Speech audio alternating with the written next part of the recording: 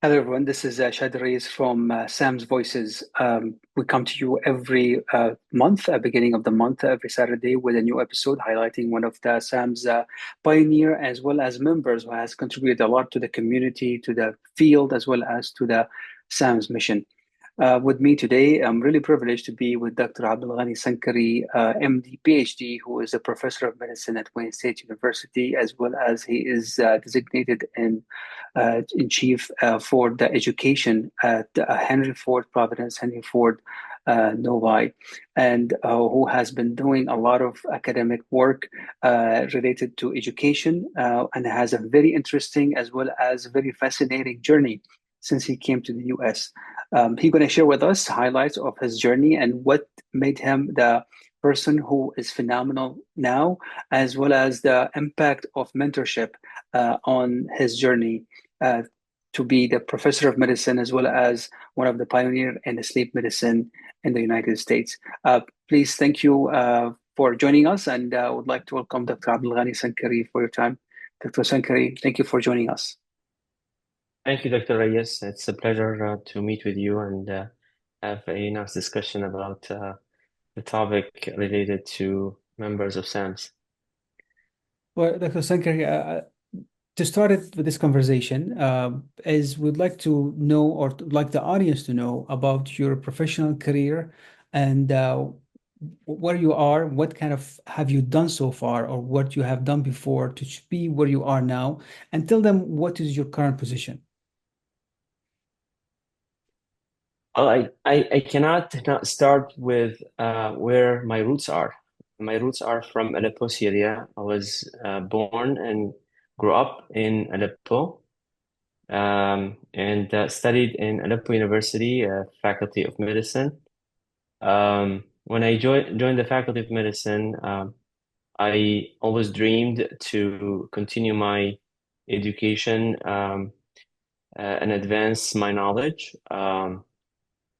It's a journey, and I think I'm continuing this journey to date. It's not stopped, and it does have at the end its destination that I dream that will have impact on people and other people that I interact with. Um, I start with a humble start with parents who also born in Aleppo. My father is a professor at the University of Aleppo.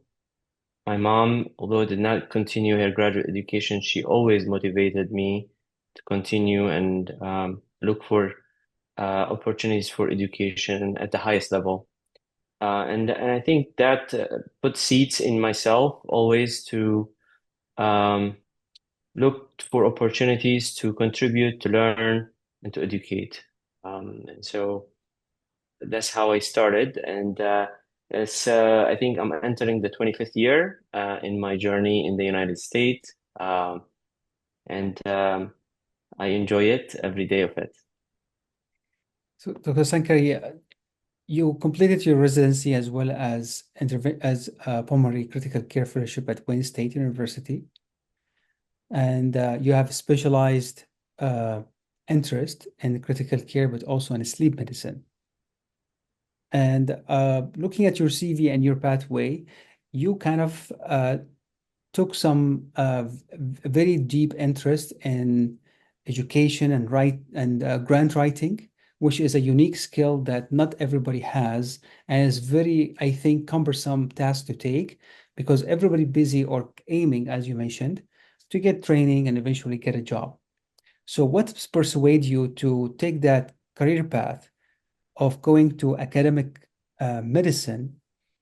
As far as I remember, a pathway into the VA, applying to grants, and eventually a full professorship at Wayne State University. Tell us about this kind of uh, period in your career. What about especially decision making? Sure. I think I'm not unique in this in regard. There's so many people who have taken that route, but yes, it is a bit less common for immigrants who come from Syria. Um, I will start, I think, when I graduated from the University of Aleppo, I didn't know what, honestly, I will do research or if I will be writing grants. Wouldn't even dream of that or think of that. As you know, in the university, we didn't learn about research. We heard about this, and but we never done it in a way that it's as rigorous as they do it in the West. When I came to the United States, I had the dream to pursue those opportunities of advancing my education. As I said, my father is a professor, is a PhD, and always inspired me to look into advancing things and studying things more systematically. Um, when I arrived to the United States, as I said, it just I had a some time that I could use to advance my skills while I was applying for residency.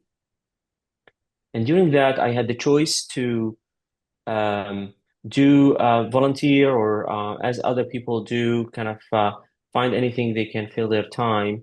Um, I thought I would study, I will enroll in graduate school. So I signed up at Wayne State University at master degree graduate student. And that opened my eyes to whole host of opportunities and learning skills from studying the method of conducting rigorous research to methodology to writing and doing human-oriented research. I was so fortunate to be introduced to mentors who not only inspired me, but really planted seeds that I think grew very strongly inside me and lit a fire that until today is continued to push me toward more scientific advancement. So within a year, I finished my master's degree actually in less than a year, and I matched in internal medicine residency in Rochester, New York. Um, so they actually were flexible that I defended my thesis before the time allowed to graduate, and I moved into my residency. Um, During residency, everybody get busy with the clinical work, but I always, even when I was interviewed in the residency, they asked me, "What do you want to do?" And I said to them, "I would like to pursue my fellowship in pulmonary critical care and sleep." And I showed them my thesis. I said I would dream if I can continue my research work and as I apply for fellowship. The research line I've done in Detroit, Wayne, was unique that not any place have done those. There are a few places in the world that studied human sleep 25 years ago. So I continued my relationship with Wayne. I did away electives here at Wayne, and I applied for fellowship. I got a lot of interviews, and I chose Wayne to come back to pursue my um, same line of research. And I think that solidified my interest in understanding how we breathe during sleep. It became my mission to understand how we breathe, help people who have difficulty breathing, particularly during sleep or wake. Um, and when I mentioned fellowship, within a year, I had to solidify my clinical competencies in pulmonary critical care. But within the same year, I was thinking, what is my next project? Um, and one of the mentors, I think, that has impact on my choice of going back to graduate school. Um, he passed away. He called me one time and he said, "Why don't you apply for PhD?" And I said, "You're kidding. This is really a lot of undertaking, and I'm still a fellow." He said, "Well, we are going to give you a lot of credits because you've done a lot. You're MD also, so many of the core requirements would not apply to you, but you still have to do." All the credit hours required for research, which I'm sure you're doing. So he convinced me, and I had now to negotiate with my fellowship to allow me to do a PhD during fellowship. I was I was told I was the first fellow to do that. They were very flexible with me because I have to take classes that are very difficult. I have to do my research at night. So I selected my project to be aligned with my fellowship. Um, and so I was doing the research at night on participants, human participants, and then during the day I'm doing my fellowship. So the flexibility that created with the program, with my mentors, with the encouragement of my family, allowed me to finish the PhD right after finishing my fellowship. And I can tell you honestly, I didn't need another degree, and nor people need to have another degree. It's not about the degree. It is about really the tools that you can get, the opportunities that can open from this journey in the network. And so when you go and meet with professors at different specialty, they will make your fire continue to be on. And I think the curiosity, the all the kind of what I would say the desire to learn more every day, how to read papers scientifically, and to continue to motivate others toward science discovery. So those are the reason why when I finished fellowship, in fact, I didn't do C fellowship. I was grandfather, and same my mentor, who had a lot of uh, effort on me to actually join faculty and to pursue my dream. And he said, I will sponsor you. You don't need to spend another year, but I would rather you spend it on actual things. So we joined the faculty. I start being encouraged to write grants. I was educated how to do those by mentors. I actually underwent a very rigorous training of writing successful grants. I spent around 10 weeks, a short program, part of master in funded by the NIH and in Columbia University, um, just for career development. And after that, I got my first successful large amount funded grant for career development award that gave me funds for 7 years and to launch my career and to allow me to continue until today, being continuously funded to continue the effort of research discovery. It's very inspiring. You mentioned mentors multiple times in your conversation. What is mentorship definition? What is a good definition? What is the definition of a good mentor that can make an impact on someone else's career path? This is very, very important, and thank you for asking this. I think if we go back, there's no one I know about or successful individual, whoever you ask, without mentors who help them to launch their career and the early stage to continue to support them. Mentor is not advisor. It's different. Advisor is a short-term relationship to give you advice and move on. Mentor, it's really is partnership to help you in the journey and to sponsor you, to believe in you and invest time, effort, um, and to continue that relationship. Now, you don't have to have one mentor. You could have multiple mentors, depends on your career path. It could be life mentor, it could be peer mentor, and it could be science mentor, it could be a career mentor. So there are various types of mentors throughout the career. I think they could assist the individual in um, uh, pushing forward and learning from them, being a role model to those mentees and to pay back. So when I was mentored, I have duties to mentor others. And so this is like a kind of continuous cycle to propel people to continue the effort of developing professional development, but developing future uh, leaders and scientists. Dr. Sankari, now from clinician to researcher to educator, you have done a lot to over the course of years to SAMS, especially the missions and education back to um, especially the people who are really, what they went through is very difficult. And we were lucky enough to be graduate of a university where at least there was some structure. But now, after the war started, things are more chaotic. And you are one of the pioneers who started these missions.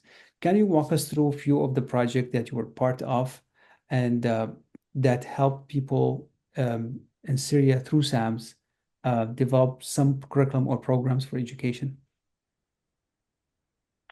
Sure. My actually journey with SAMS started in a small group of people who are very interested to pay back to educate medical students. And we were all kind of very young, motivated um, individuals, and we who moved to the US, and we were at the beginning of our career, and we found how impactful to obtain that knowledge that many people who have um, limited resources to get access to those. So during and this is before the war started, we started to do tele-education and giving educational sessions to medical students in various universities in Syria. And I think that's how I remember my first interaction with SAMS. I went to national international conference of SAMS a few times in Syria, gave few lectures about my area of specialty, and I felt the need. I think it is conduit. It is an important vehicle for us to transfer this knowledge to our um, friends and colleagues in Syria and collaborate with them and also learn from them. And I didn't feel that this is one way. It is always both ways. And I continue to have that strong relationship with many colleagues I met in Syria. And some of them are there and some of them moved to the United States. Right after the war, things changed, priorities changed, but the need was immense. And from that network of individuals, there was a call to participate in the leadership of the organization. I accepted the nomination and was fortunate to be as elected to the board among wonderful members also that we formed the first kind of board after the war that had the responsibility to respond to all these medical relief needs. That was never imagined in the history of SAMS or other small, I would say, medical organizations. Um, it put a lot of responsibilities on many of us to learn new skills, to start actually have creative solutions for very devastating problems such as the field hospitals, to form a platform for them that they can use across the country wherever there is a need to save lives. And I think it's a team effort. I still remember the first time Dr. Sahlul and Dr. Tasi and others decided to go to the first mission to Turkey, Southeast Turkey, and to see the first group of refugees in 2011. It's still very vivid in um, my head that I think propelled me, many others, that we need to do more. And how do we do that? There are various things you could send supplies, you could send life-saving equipments, but we felt the most impactful thing is really to start educating people about saving lives. Um, because if you educate one person, they can save 1,000 lives. So we didn't really ourselves go treat patients. Our job was to build a system that we could build infrastructure. There's a lot of smart people in Syria, physicians, healthcare workers, nurses. They lack resources, they lack, I think, some of the access to what we have hit that. So we brought educate them about ultrasound and how that can save lives. Um, Collaborated with other members, how we do workshops on advanced life support, and many members, I think, contribute significantly to that. And I think that effort led to uh, a need more to have formalized education. And I'm very happy to see that now that they started to do fellowships. They start to continue to do teleeducation. Um, and we continue to see these workshops that hands-on um, happening periodically. And I can see the hope. Uh, just in April, I was invited to go back to South Turkey and to participate and teach the teachers. Uh, what a great group of physicians who continue to be solid, strong, and hopeful, smiling. And this is just before what we are witnessing now in victory. They were actually teaching us how to not lose hope, and they were very anxious to learn about simple stuff like mechanical ventilation all the way to advanced airways and all those technical skills. But I think I learned from them because they are in the front line. And I listen to them, and they tell you how creative they were in saving lives. So at the end of the day, when you participate in these, and this is the message, you're the first beneficiary of this. You learn most um, by this interaction, and you have, I think, then carry the responsibility to continue that relationship and to pay back whenever needed. And hopefully other people benefits because the impact then it become multiplied by thousands. And that's how I look at it. Absolutely, absolutely. Dr. Sankari, final question is you are a busy man. You have multiple hats to wear throughout the day and throughout the month. So, but what do you do during spare time when you have spare time? I make time for myself. Um, I do a couple of things in my spare time. I have to always look at my health and exercise. So I make sure I have a daily schedule to do that. Um, I have a few hobbies, but unfortunately, the time limited for those. So the other things get priority for those. And of course, spending time with my family. I have two daughters and one son. Um, and I try my best to balance my time so I'm able to be available to them. Sankari, I mean, very inspirational story, very inspirational journey for a lot of Syrians and a lot of people who are already been in practice or coming to practice in the US. I really appreciate your time and commitment to SAMS and the educational mission in general that you have been carrying on throughout your career since you started in the US. Thank you so much for your time. Thank you, Dr. Reyes. Thank you very Yeah. much for the opportunity. And for our listeners, thanks again for joining us. This is our unique episode coming to you the first Monday of each month. Sam's Voices. Stay tuned. We're going to come to you on social media and YouTube channel. Thank you for watching us, and we'll see you in the next episode.